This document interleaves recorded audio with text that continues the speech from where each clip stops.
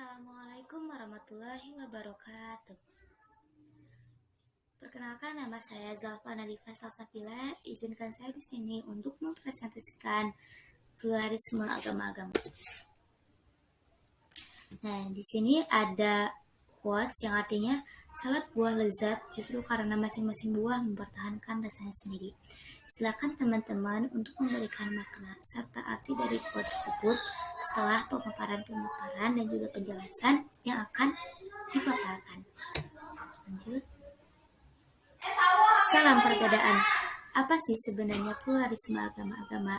Nah, sebelum kita mengetahui tentang pluralisme agama-agama, hendaknya kita mengetahui arti dari kata pluralisme itu sendiri. Di sini ada pengertian pluralisme. Pluralisme berasal dari kata plural yang artinya banyak, isme artinya memahami keberagaman. Terus juga di sini banyak sekali sebenarnya tokoh-tokoh yang mengartikan pluralisme. Namun di sini saya ambil dua tokoh dan ahli. Yang pertama ada Webster, yang kedua ada Santrok. Webster mengartikan jika pluralisme adalah suatu keadaan sosial dari beraneka-ragaman etnis, agama, ras, atau lainnya yang rela mempertahankan tradisi yang ada dan tetap berpartisipasi kepada sesama masyarakat, tidak memandang latar belakang yang ada. Kalau Santrok menjelaskan bahwa pluralisme merupakan suatu tindakan penerimaan setiap individu yang berpendapat bahwa perbedaan budaya harus tetap dipertahankan dan dihargai keberadaannya. Jadi bisa diartikan bahwa pluralisme adalah sebagai kesediaan menerima keberagaman untuk hidup toleran pada tatanan masyarakat yang memiliki banyak perbedaan, mulai dari suku, golongan, agama, adat, hingga pandangan hidup. Nah, lanjut. Jadi pengertian pluralisme agama-agama adalah kondisi hidup bersama koeksistensi antar agama dalam arti yang luas yang berbeda-beda dalam suatu komunitas dengan tetap mempertahankan ciri-ciri spesifik atau ajaran masing-masing agama Anis Malik Toha.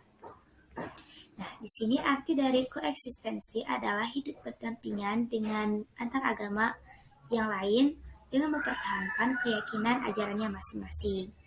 Kayak gitu. Lanjut.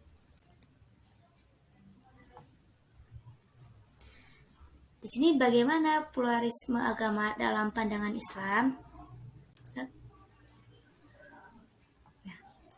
dalam pluralisme agama dalam pandangan Islam bahwa sikap menghargai dan toleran kepada pemeluk agama lain adalah mutlak untuk dijalankan sebagai bagian dari keberagaman pluralitas. Namun anggapan bahwa semua agama adalah sama pluralisme tidak diperkenankan.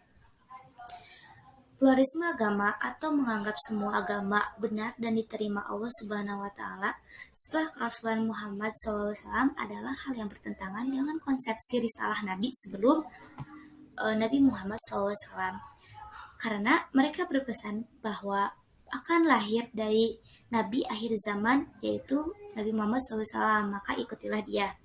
Terus juga pada tanggal 28 Juli 2005 Fatwa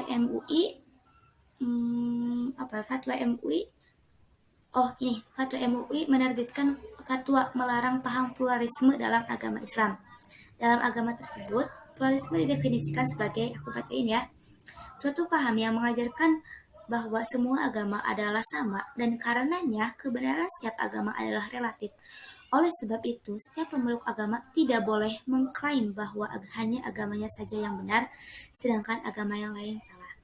Pluralisme juga mengajarkan bahwa semua pemeluk agama akan masuk dan hidup dan berdampingan di surga.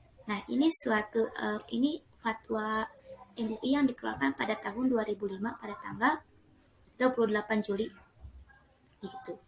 Maaf ya, tadi bisa ada salah tanggalnya. Harusnya yang benarnya itu tanggal 28 Juli 2005. Kita mengetahui bahwa Islam memandang pluralisme adalah sesuatu yang alamiah, sunatullah dalam wahana kehidupan manusia tentunya.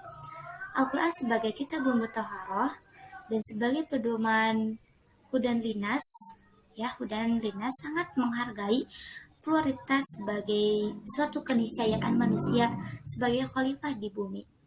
Ini juga sesuai dengan dengan firman Allah dalam Quran surat Al-Maidah ayat 48 yang artinya, untuk tiap-tiap umat di antara kamu, kami berikan aturan dan jalan yang terang. Sekiranya Allah Subhanahu wa Ta'ala menghendaki, niscaya kamu dijadikannya satu umat saja. Tetapi Allah hendak menguji kamu terhadap pemberiannya kepadamu. Maka berlomba-lombalah berbuat kebajikan, hanya kepada Allah lah kamu semua kembali, lalu diberitahukannya kepadamu apa yang telah kamu perselisihkan. Nah, dari ayat tersebut kita tahu bahwa sebenarnya Allah pun mampu mungkin dari zaman Nabi Adam pun diturunkan ke muka bumi, Allah bisa membuat suatu kaum hanya satu saja. Namun di sini konteksnya Allah memberikan ruang bagi manusia karena Allah memberikan suatu pemberiannya yang sangat cerdas, yaitu pemikiran yang ada dalam manusia, sehingga Allah nggak menjadikan satu kaum. Karena adanya banyak pemikiran di setiap manusia, hingga lahirlah banyak sekali perbedaan, mulai dari agama, ras, suku, dan sebagainya, karena hasil dari pemikiran-pemikiran manusia dan itu pun sangat merupakan anugerah yang terbesar dari Allah Subhanahu wa Ta'ala. Gitu. Lanjut ya. Lantas, apakah agama Islam mengakui pluralisme agama? Jawabannya, ya. Islam tetap mengakui adanya pluralisme agama, yaitu dengan mengakui perbedaan dan identitas agama masing-masing. Lakum dinukum waliyadin. Di sini pluralisme diorientasikan untuk menghilangkan konflik, perbedaan, dan identitas agama-agama yang ada.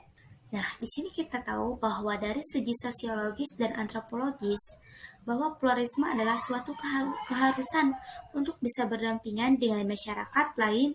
Jika ditinjau dari segi agama pun, pluralisme tetap mengakui dalam keberadaannya, namun hanya sebagai toleransi beragama, bukan dalam ketuhanan ataupun keyakinan seseorang. Nah, ini juga sesuai dalam Quran surat Al-Hujurat ayat 13. A'udzubillahi minasyaitonirrajim. Bismillahirrahmanirrahim. Ya ayyuhan nasu inna khalaqnakum min dzakari wa untha wa ja'alnakum syu'uban wa qabaila lita'arafu inna akramakum indallahi atqakum al-ayat. Nah, dari sana kita tahu wa ja'alnakum syu'uban wa qabaila lita'arafu, dan kami menjadikan suatu kaum yang berbangsa-bangsa dan berkelompok-kelompok untuk saling mengetahui, untuk kalian ketahui. Yang artinya di sini Allah memberikan ruang bahwa silahkan kalian harus bisa memahami, harus bisa interaksi dengan kelompok lain, dengan kabilah lain, dengan suku-suku yang lain, yang dimana tentunya pasti mereka banyak sekali perbedaan pemikiran dengan dengan kita semua, yang pada hakikatnya memang diberikan pemikiran oleh Allah Subhanahu wa Ta'ala.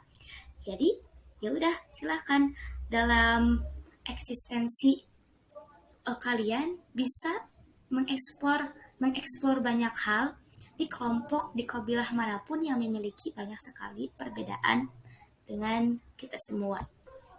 Begitu. Lanjut.